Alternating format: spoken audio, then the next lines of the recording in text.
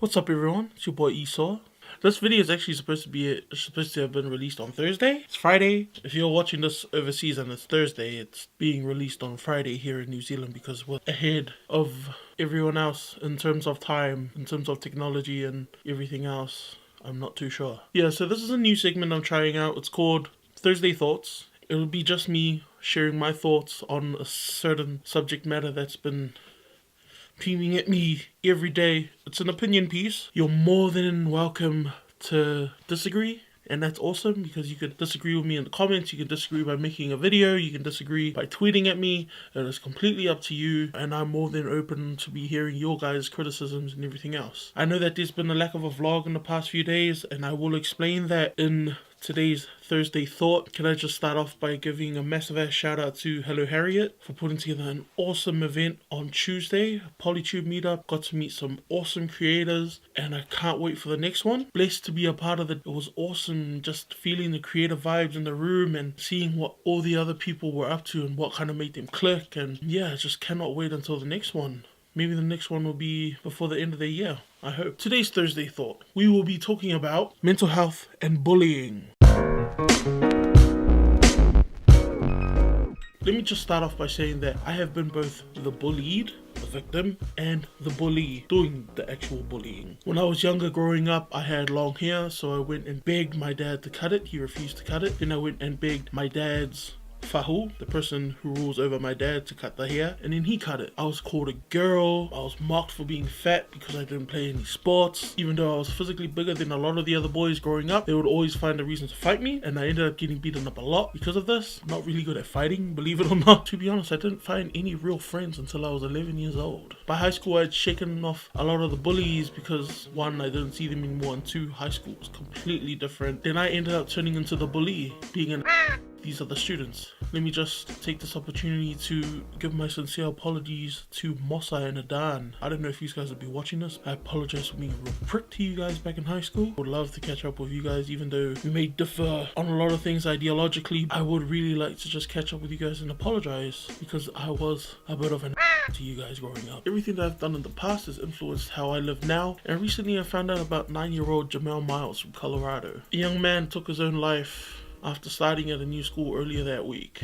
His mum claims that bullying played a huge factor in his death. Over summer, Jamal came out to his mum as gay, and his mum supported it, and he was planning to do the same at his school. And for those of you guys who are thinking, 9 years old? Why is he even thinking about being gay? When I was his age, man, I had major crushes on all these girls back in school, and the only difference between me and him is that he was crushing on boys, whereas I'm crushing on girls. And knowing that at a young age, oh man, this young man would have had the potential to move mountains. But his life was taken away because of bullies who told him to go kill himself because he was different. But to tie it back, I remember my first attempt at self-harm was when I was 8 years old. We were living in the garage at the time. We were broke, we had no food in the fridge, and I was also getting beat up at school, and I was over it. One night I grabbed the biggest knife at home, didn't care, and I tried to slit my wrist with it.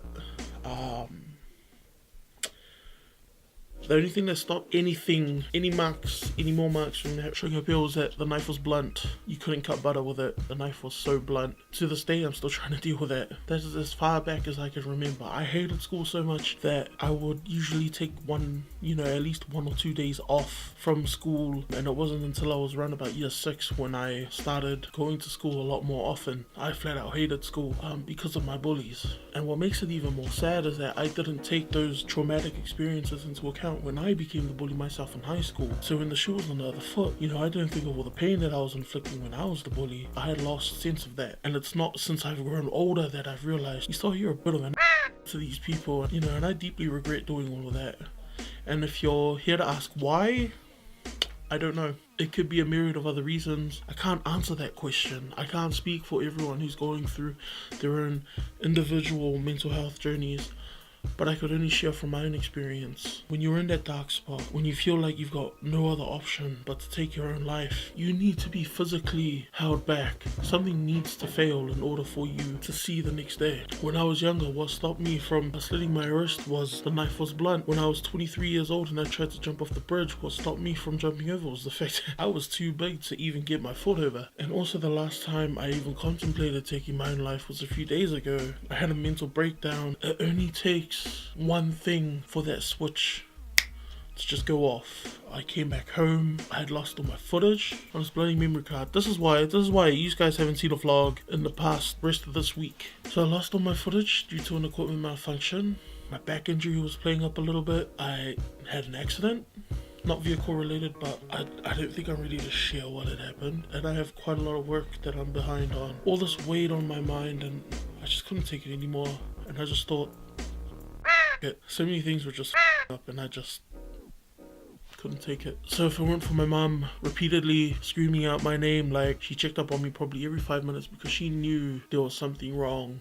Because I'm very open with my mom on this. I thank God for my mom. My mom is an angel. I thank Mauro Ronaldo as well. That guy is my favorite sports announcer ever. He is just a legend, and hearing that guy's story is inspiring. And in my dark spot, I had a look online, and apparently 668 people in New Zealand have lost their lives to suicide in the past year. That is far too many people. And if you've lost a loved one to suicide, my condolences are with you. Because a lot of the time you're left asking, what could I have possibly done to prevent the loss of my beautiful son, my beautiful daughter, my friend, my relative, my partner? I don't even have the answer to that because I'm still trying to sort myself out.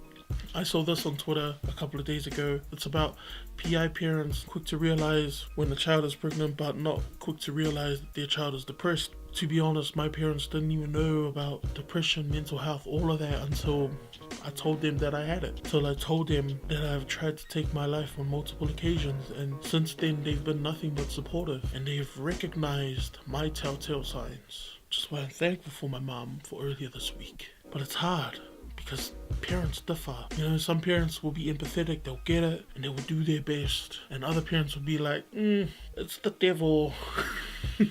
It's the devil working through you. My mom's kind of like that, but she's a lot more empathetic and she understands that it's a process. If you're here looking for answers, sorry I can't give you any answers. I could only share my own experiences. My biggest rule in life is don't be an even though I'm the biggest in all of the universe. I'd like to say preventative measures are better than reactive measures, because if you're reacting to something, it's already too late. Better to prevent people from being suicidal than it is to react to an attempt or them already taking their own lives. These are my tips to not be an Number 1, words have power. Be careful with how you use them. Words have started wars.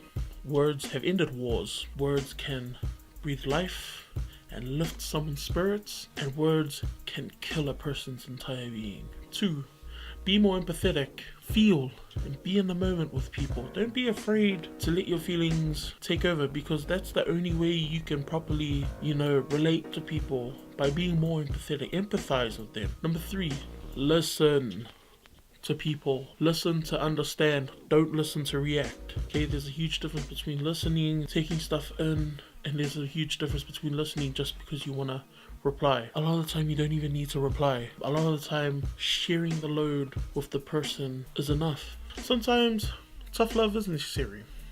Swift kick in the butt never hurt anyone. As fragile as I am, as much as I want to give up sometimes when my mom comes in, occasionally clips me around the ears, it works a whole lot better than, are you sure? Are you okay? Please get up. Every now and again it works. It's not all about lovey-dovey soft stuff. If you have a good backhand at times, it works as well. At times, don't judge people. Who are you to judge anyone? If people are struggling, help them up. Don't tell them it's their fault for being there. That's for the lesson to come later. And if people don't know about mental health issues, educate them.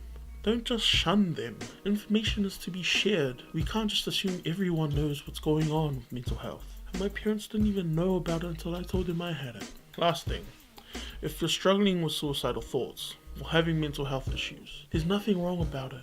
Find someone to confide in, whether it be a family member, friend, or a counsellor. And if you have a loved one going through all this, don't stop them from seeking valuable services that could potentially save their lives. To be honest, counselling saved my life. Breathing exercise and finding an outlet has saved me. I vent here online and make vlogs and go for walks. Some people exercise, some others paint. You'll find yours. But talk to someone, please. Your life isn't worth throwing away. And I know it sounds weird coming from some random guy on the internet, but I love you. It might not seem like it, but I do. There's no shame in reaching out for help. Nothing wrong. Don't be ma. In the description, below. I'll put down some info to various lifelines in New Zealand. Know that you're worth it. I know it's a bit of a cliche. If you can see the light in the end of the tunnel, you're facing the right way. The hardest part is walking there. I can walk with you. Either reach out to me, DM me on, Facebook, DM me on Twitter. I'm not here to be your counsellor. I'm an advocate for improving mental health. Don't harden up, smarten up, because I'm sick of hearing people just go harden up. That's what I thought until I went to counselling and my counsellor was like, oh honey. well, my counsellor didn't say oh honey, but yeah, this is just what's been on my mind. Thursday thoughts, and thank you for watching.